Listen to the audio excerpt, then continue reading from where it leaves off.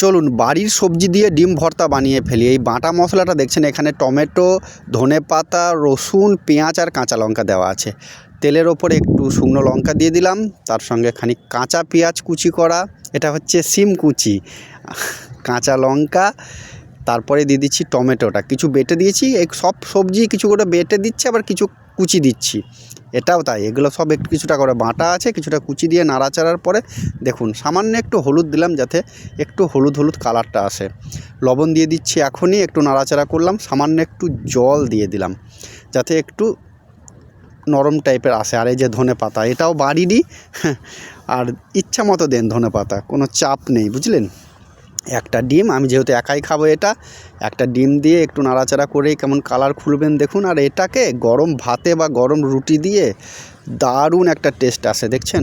এটাকে ডিম ভাজাও বলতে পারেন বা ডিম ভর্তাও বলতে পারেন।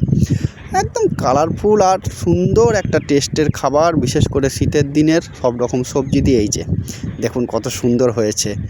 চলুন একটু মুখে নিয়ে দেখি কেমন হয়েছে। আহ, দা